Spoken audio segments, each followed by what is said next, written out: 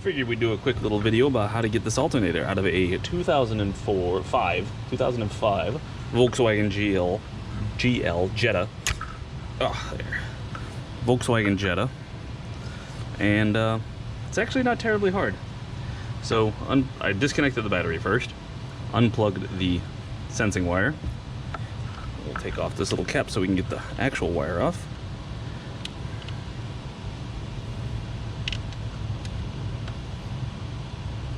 Yeah. Come on.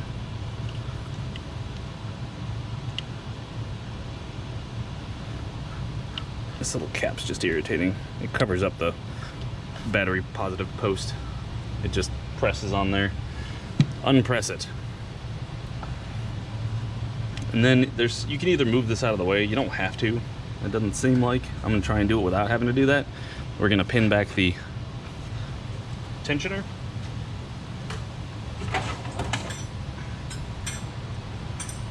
It's either a 16 or a 17. It's never too specific. 16 it is. And we get a grenade pin as well. That goes through here. This goes through here. And then we might have to move these out of the way so we can pull it. Oh, not all the way, because it slipped off. Dang it, get on there. It's hard to do with one hand. There we go.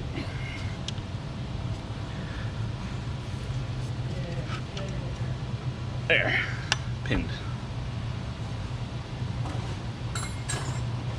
So that keeps your tensioner back, so you can just reach down here and yoink, and take off the belt, and you're great.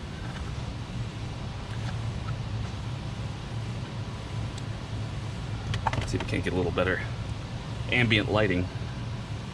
So then there's a 13 up here, and there's a 13 down here. With the tensioner pinned, you can actually get to that one down there. If you don't have a tensioner pinned, or you can't lock it down, you can just take the tensioner off. It's 3 bolts, and you'll be good. So we'll just crack these loose. We should be able to wiggle it out.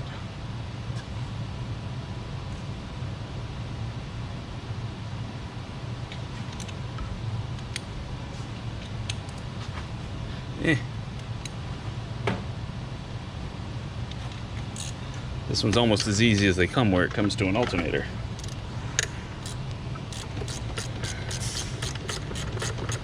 So there's that. We just gotta get to the one down here. We should probably use a deep well.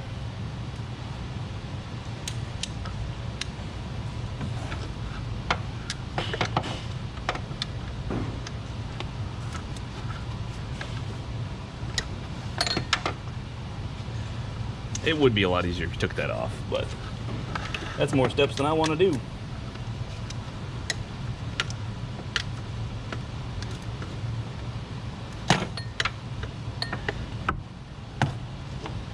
Say first off, make sure we're on the right bolt, which we are.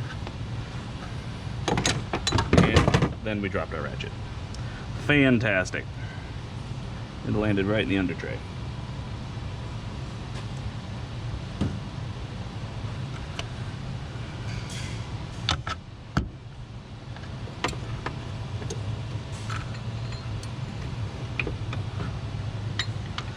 Powerful magnet is powerful.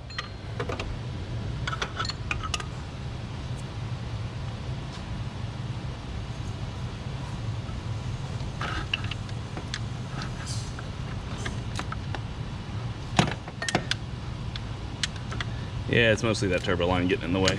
So if you're doing this yourself and stuff, it'd probably be easier to take that line off. Again, I will fight it because I'm lazy. Oh no, it reached that spot, didn't it? It reached that point where it's too loose for a ratchet, but too tight for your fingers. That's the worst.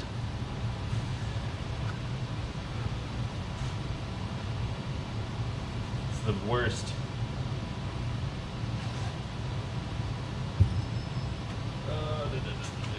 Where's mine? There it is. So I'm going to use a much tinier 1/4 inch to get down there to it, and that I can ratchet easier. Yep, because it's too small, it's too cramped to get a electric down there.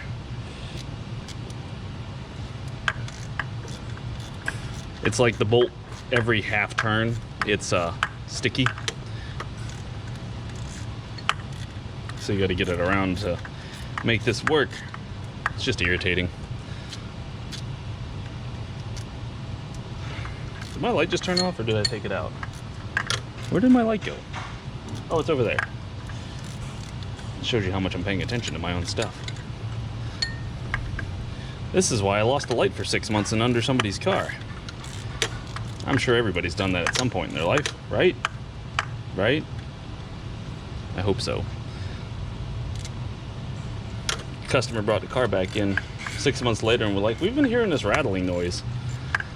And my boss at the time picked it up to give it a quick check because I was busy doing other stuff. And then he's like, hey, you lose a light. I was like, I don't know, maybe. I have a bit of an obsession with lights. I like lights. And then he brought it to me and I was like, oh yeah, I am missing that one. I was wondering where it went. Well, it's been stuck to the block of that car for 6 months. Nice. It's got a good magnet.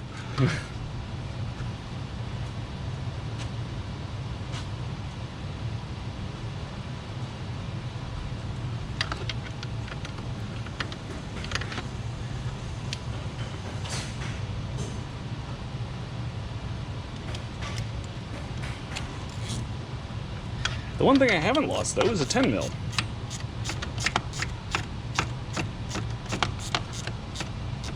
I can't even think of all the tools that I've lost. I haven't lost that many. I lost an 8mm, which it kind of falls under the lost category because I knew where it was, but I never was able to get to it. I did lose one 10mm for 6 months, which is weird. I keep having a 6-month revisit on losing things.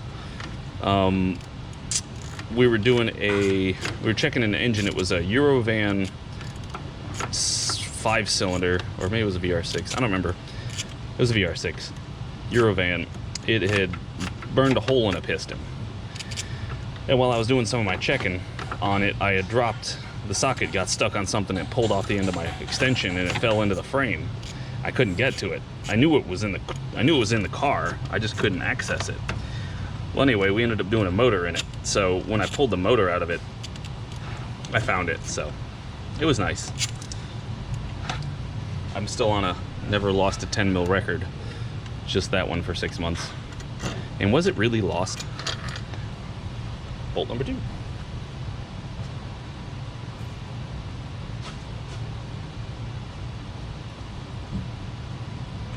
So I don't really consider it lost. I mostly consider it lost. I mostly consider it having been inaccessible.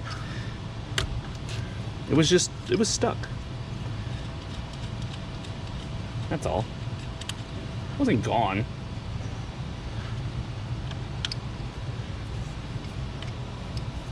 All right, so there's gonna be an 8mm holding this down, and so we'll get the alternator loose first, and then we'll get that bolt out. Nut. We'll get the nut.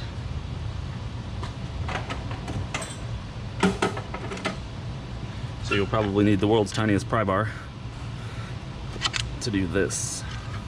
Of course, it's going to be sticky because, well, it's got these slide pins. We could have tapped on it maybe to try and get those loose, but I ain't too worried about it. We'll get it off.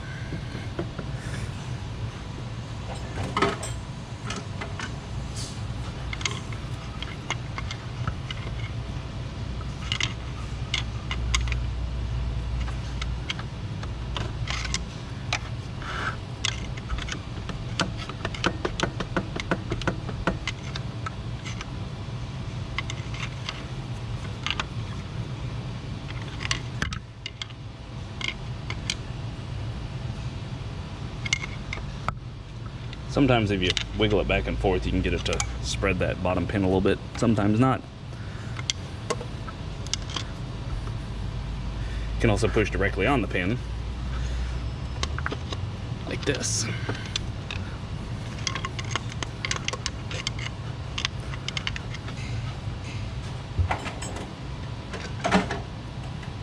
We're going to steadily upgrade pry bars as we get it more off.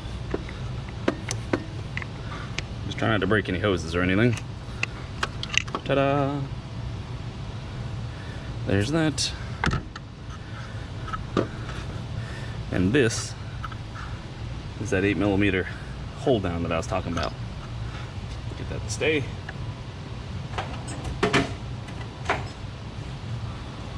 Somewhere around here is a ratchet. There it is.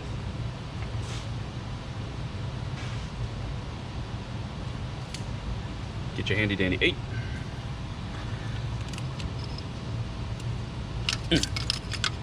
Wasn't hard. It's just a little tight for a very tiny bolt. Nut. Very tiny nut. Why are you playing with your nuts? I'm not. I'm not. I'm just taking them loose. I'm just wrenching on them. You know. It's what every teenage boy dreams of. There. And now, should just come out, which actually, I'm going to have to move you guys.